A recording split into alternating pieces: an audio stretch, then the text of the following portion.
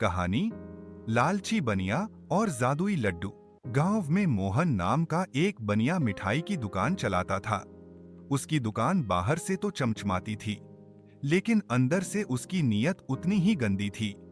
वो मिठाई में मिलावट करता, पुराने बासी लड्डू बेचता और ग्राहकों से ज्यादा पैसे लेता। एक दिन उसकी दुकान पर एक बूढ़ा साधु आया। साधु बोला, बेटा, मुझे एक लड्डू देना। मोहन ने सोचा, अरे ये साधु क्या पैसे देगा, क्यों अच्छा लड्डू दूं? और उसने उसे एक बासी लड्डू थमा दिया। साधु मुस्कुराया और बोला, मोहन, इस लड्डू में जादू है, इसे जो खाएगा उसका मन साफ हो जाएगा। ये कहकर साधु वहां से गायब हो गया। मोहन को लगा साधु पागल है। उसने बात को मजाक समझा और दुकान संभालने लगा। जादुई असर। अगले दिन गांव के कुछ बच्चे दुकान पर आए और उसी बासी लड्डू को खरीदकर खा गए। जैसे ही उन्होंने लड्डू खाया, बच्चों का व्यवहार बदल गया। एक बच्चा बोला, मम्मी, कल मैंने स्कूल से छुट्टी मार दी। दूसरा बोला, पापा, मैंने आपकी जेब से 5 रुपए निकाले। तीसरा बोला, टीचर, मैंने होमवर्क नहीं किया था लेकिन झूठ बोल दिया था। पूरा गांव हैरान था कि ये बच्चे अचानक इतने ईमानदार कैसे हो गए। धीरे धीरे जादुई लड्डू की चर्चा पूरे गांव में फैल गई।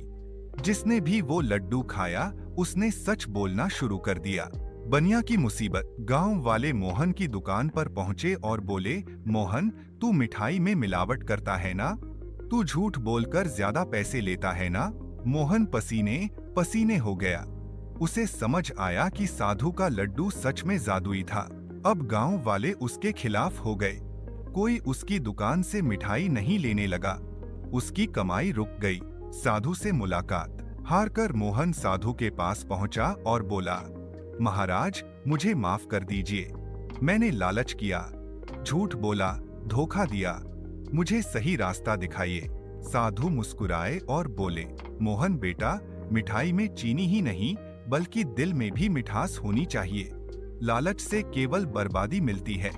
ईमानदारी से काम करोगे तो बरकत खुद ब खुद आएगी। मोहन की आंखें खुल गईं।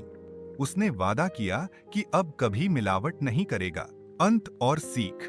उस दिन से मोहन ईमानदारी से मिठाई बेचने लगा।